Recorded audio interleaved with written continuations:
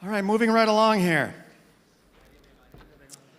Our next talk is really cool for entrepreneurs because if entrepreneurs know one thing, it's that it's not easy to build a company that's going to grow. Well, this next young lady, she has built several companies, in particular in the health tech industry. Her last company was to help families with respect to getting health information.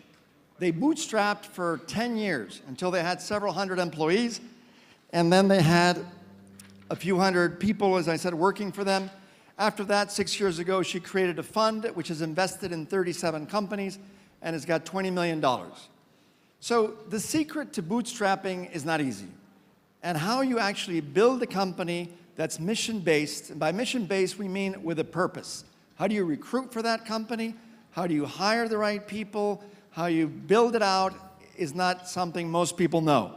So ladies and gentlemen, join me in welcoming Shraddha Agarwal from Jumpstart Ventures.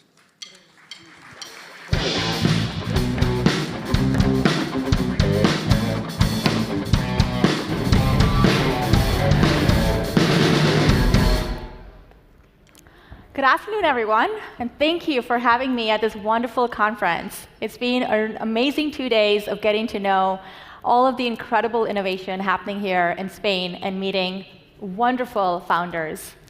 So I want to start by asking if any of you recognize this gentleman. I don't see a lot of people say yes, and that's what I expected. How about this gentleman? A few more head nods. How about this company? All right, a lot more head nods. So Bill Bowerman was actually a track athlete coach. His one obsession in life was performance. How can he make sneakers lighter to shave off a few seconds to have his athletes win? And he coached 31 Olympians. Phil Knight had a different obsession, still to do with sneakers. He wanted sneakers that were better quality and accessible to everybody. He thought sneakers could be worn by people, both athletes and non-athletes. And together, they're the co-founders of one of the world's most valuable brands. They had a singular focus that brought them together to make sneakers better performing, better quality, and better accessible. Similar story with Sara Blakely. She's today one of Time magazine's 100 most influential people in the world. But she started as a door-to-door salesperson in the hot weather of Florida and thought that there's got to be better hosiery for women. So she created her first prototype, took it to factories, and they all said no.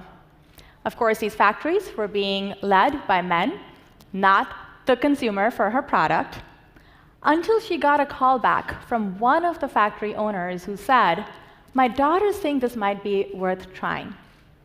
And today, this is a multi-billion-dollar company. She's one of the only self-made female billionaires in the world and extremely influential. This is my role model, my maternal grandmother, my mom's mom, and my mission in life.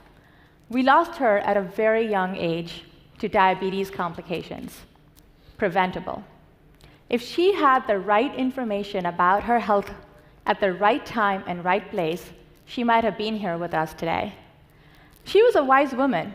I learned a lot from her. She loved talking about how fruits are really healthy for you. And she's right, unless you live with diabetes. She loved eating a banana a day. And living with diabetes, that is considered poison. When my mom tried to intervene and say, "Mom, I think you should go slow on that," she would say, "Oh, the doctor didn't say so, I'm okay." And no, she was not. But she looked to her doctor for this valuable information that could have completely changed the course of her life. And with that mission, my co-founders and I thought technology can play a role to solve this. We put tablets in doctors' offices, in the waiting area, and in the examination room, where patients can participate in health quizzes recognize and communicate better their symptoms, have a more engaged conversation with their physician, participate in making decisions, and improve compliance for better health outcomes. The physician has another tablet on their wall. It's a 32-inch tablet where they have a library of 3D anatomical models where they can actually show patients the upcoming processes, procedures, surgeries, and treatments that they're recommending. So the patient not only goes out with instructions, but actually understands why those instructions matter and why following those instructions can improve their quality of life. So 6 years ago, my co-founder and I started our fund, Jumpstart Ventures, to pay it forward and build an ecosystem of healthcare entrepreneurship along with other mission-oriented businesses in education and a few other industries. And we've seen a pattern over the past 6 years. We've invested now in about 36, maybe 37 companies, 2 of which exited this summer. We have deployed about $20 million in capital. And the pattern recognition that we've seen is that companies that have a clearly defined mission tend to do better. And why is that? That's not something that we came to on day one. We came to through a lot of our own experiences. We started our business just before the global financial crisis hit. Of course, Q1 2009, all of our customers had their budgets frozen. They said to us, "We love your idea, we see the value you're providing, but we don't have the opportunity to invest with you just as yet." We looked around. We were 3 co-founders at the time. We went on a long walk for soul searching. 2 of us decided that this mission is too personal for us, for our families, and millions of other families in the United States and globally who could benefit from the technology we're providing. We recommitted to this journey despite the roadblocks. Our 3rd co-founder parted ways and moved on in a different direction. But it was not just us soul searching. It was also, as I mentioned, our customers who recommitted, but our employees as well. Now, I can tell you, there's lots of founders in the room here. If you're not making payroll, there's very little to keep your employees happy, except a mission. The mistake we made back in 2008, 2009 is we knew it, we felt it, we lived it. We never talked about it. We didn't articulate it. So our employees had no idea why they were there. They were there because they had a great opportunity to work on the ground floor of a startup. They were not there because they were getting paid more than corporations. They were there because it was probably convenient, close to home. They were not there because the mission connected to them personally. So late 2009, early 2010, we completely revamped our team. We parted ways with our entire team and started from scratch. And as you all know, the startup journey is not an easy one. The highs are highs, the lows are lows, and there's lots of peaks and valleys. And the team that we started to build late 2009, early 2010, stayed with the company through a lot of those ups and downs for 7, 8, 9 years after that. And from that, we saw that not just having a well-defined mission, but articulating that, incorporating that into all of the decisions made in the business are really important to bring people together who are not just like-minded, but are there for the same goal, for the same reason, for the same purpose. The second pattern is, of course, having businesses that have a revenue model to sustain their path to impact. It doesn't have to be day one, but there needs to be a vision. Venture capital can take you so far. Eventually, to truly be a global business, you have to find a customer base who's willing to pay for your product. And finally, as I mentioned, of course, having a team that is focused on execution. It's great to have a mission, but if you don't have a clearly defined vision and values along with the right team who's making it a reality every day, a mission's just on a piece of paper or in your heart, you need to bring it to reality. So why does a mission actually matter? What have we seen through our experiences so far?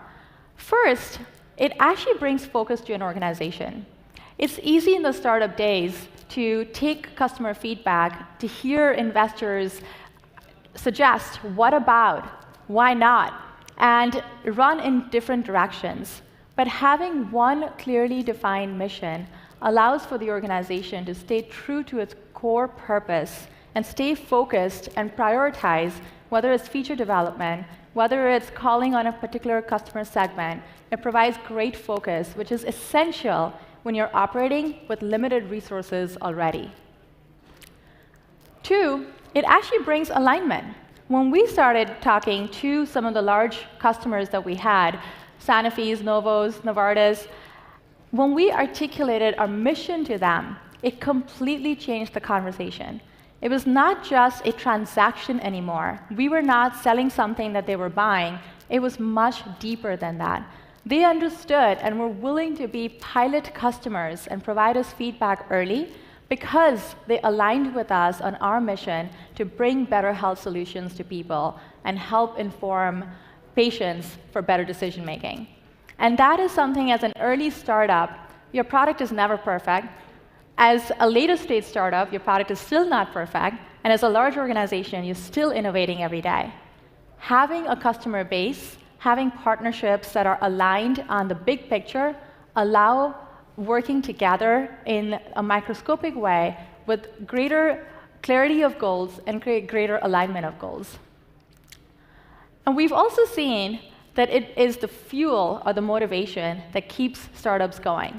I've shared with you our personal journey, and there are several other startups that we've seen that are doing really well 6 years, 7 years later, but every time they hit that roadblock, every time they had to make difficult decisions, their barometer, their fuel became knowing that every decision today that they're making takes them one step closer to their North Star, to their purpose, to their mission, without which it's easy to lose your way, but more than that, it's easy to lose the energy and the motivation to keep going every day.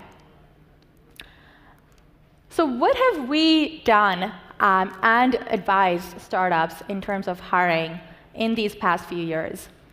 In 2010, we actually started focusing on not just wanting to hire people who were aligned with our mission, but more than that, how do we get to that place?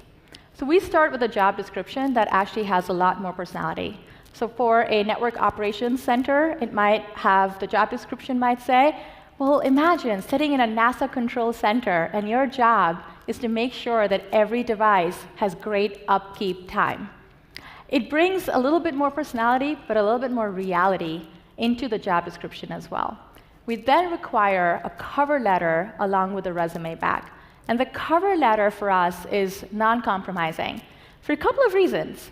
One, we want to make sure the person applying to this job is applying to this job, not all jobs. They've taken the time to actually read our job description that we've taken time to put together and are thinking about whether or not they're actually the right fit for this role. These job descriptions are not just saying you need to know PowerPoint and Excel. They're actually talking about what you will be doing in this role, the good, bad, and ugly. If you're ready to talk to us, please submit your cover letter. From there, of course, the hiring manager speaks to the candidate to test whether or not they're a fit for the role. But we also have a peer interview in that round. And the peer interview is important because it allows for us to communicate to the candidate what the reality of the job is. Because the manager has a perspective, but the person doing the job every day has the greatest perspective. So we always have those 2 interviews in that round. And in that, it also allows for the 2 people to actually have a conversation about the candidate later on. They're able to go deeper into a few topics, knowing that there'll be a second interview, instead of trying to cover surface level a lot of different topics. Of course, after that, we do a role play, whether it's a sales pitch, whether it is a marketing campaign that they're designing, or a coding exercise that they're doing. It's great that you're telling us you can do the job. Show us, can you really problem solve? But again, it's mutually beneficial because the candidate gets insight into the type of problem they'll be solving if they were in the role. And the problems, the challenges put forth to them in the role play are real challenges that the business is facing at that point in time. From there, and this is one of my favorite aspects of the interview round, is culture fit. We don't just go from function to hire, because the skills needed for most jobs today are evolving rapidly. You might hire somebody with a specific skill set today, and by the next year, their skill set, they probably outgrew and need to learn more skills. What we look for is character over aptitude, aptitude over skills. So do they have the right character, the right DNA? Are they gritty? Can they learn? Are they humble? Can they ask questions? Are they curious? And from that, do they have an ability to continually push themselves to learn new things? And then, of course, is the skills ranking. The culture fit test, the team fit, is done not by the hiring manager, not by the peer, but in the early years, it is either the founders, or sometimes we would have a board member, an advisor, somebody who knows our vision and values, actually spend time with the candidate to evaluate them as a person, as a human being, not just as a fit for the role. And by the way, this round is a blind resume. There's no resume in this round because it's only about the person. And then finally, and this one a lot of our team members love because it's a happy hour. And what we're seeing in this round is, can this person just shed everything that they are in an interview and just be real? Because in a startup, you don't come in as an employee. You don't come in with a mask on to do a job. You're there, vulnerable. You're there, ups and downs. You're there through thick and thin. Are you ready to join this family? And is the team ready to welcome you into the family? We also advise incorporating the values of the organization, the culture, in the onboarding process. It's great to take time on the front end. Everybody says, hire slowly, fire fast. I'm sure everybody here has heard that. Easier said than done, but absolutely essential for a strong foundation of the business. We actually have a 2-week onboarding process. In the first week, the candidate learns nothing about their job. They learn everything about the company, about everybody else's job, because if they're going to have an impact in this company, they can't get myopic and heads down in doing only what they're asked to do. They have to understand how they're one piece of a puzzle and how the puzzle actually comes together. They're also, throughout the first week, given challenges of problems to fix from the rest of the organization, not because they have the right answer, but because we want everybody to start thinking about how to problem solve, and that it is everybody's job to problem solve. Because you don't have somebody to turn to for answers, you have to go seek those answers. The second week, of course, is more on-the-job training, but it is important to us to make sure that they're aligned in the business mission, vision, and values. But also we do something really fun that I love, is actually have the person joining the team submit their photo with some fun facts, and then they receive that back for all of the other team members, so that from day one, they're joining again as a human being, as a person, not just as an employee number or as a name and title. So it's something that has evolved over the years, and the questions have been extremely silly. The team members come up with the questions themselves. It's one of the very popular questions at one point in time was, if you could be any condiment, what condiment would you be and why? So it was really helping people shine their personality through. Of course, hiring and onboarding are only the first few weeks of a candidate experience. How do you really incorporate much of these experiential attributes throughout their experience working with the company? And we have 3 guiding principles. First is giving every team member a sense of belonging. And the reason this matters is because if any team member has a sense of belonging, they take ownership over where the company is going, how decisions are being made, and whether we're staying truly on the path to meeting our purpose and mission. Second is every employee should matter. They're not just an employee number. Every person joining the team after this lengthy hiring and onboarding process has a voice, has an opinion, has ideas and thoughts that we care about. And we want to make sure that every employee knows that they matter, their solutions matter, and that they should take accountability over the results, but not just because they're doing what they're asked to do, but they're going above and beyond to find better ways of improving things every day. And finally, is opportunities for every team member to grow. It can be a speaker series or a book club. It can also be a cross-functional project, a developer going on a sales meeting with a BizDev person. And that insight that they gain from a customer in that meeting actually helps them come back and do their job better, and allows them to innovate rapidly with this feedback. And we've seen that these characteristics are important as an ongoing attribute also in performance feedback conversations and also making decisions about terminations. As I said, everybody says hire slowly, fire fast, and we terminated people not just because they were underperforming, but because they were not aligned with the mission, the culture, the values of the organization. I'll leave you with one last story, and at a very young age, I understood the meaning of entrepreneurship. I was in 4th grade and reading a Sunday newspaper, which was a family tradition. Do you guys remember what a newspaper used to be? And I read this article and very angrily and passionately said, someone should do something about this. I'm fortunate to have incredible parents who taught me the lesson of entrepreneurship early. They turned to me, and I thought they were going to give me a big tight slap. I said, what did I do? They said, never be the one to say someone should do something about it. If you think something needs to get done, be the one to do it. So I'll leave you with that, because that, to me, my friends, is the definition of entrepreneurship, and kudos to every person on the journey. It's not an easy one, but it is a rewarding one, especially if you have your purpose defined for you. Thank you.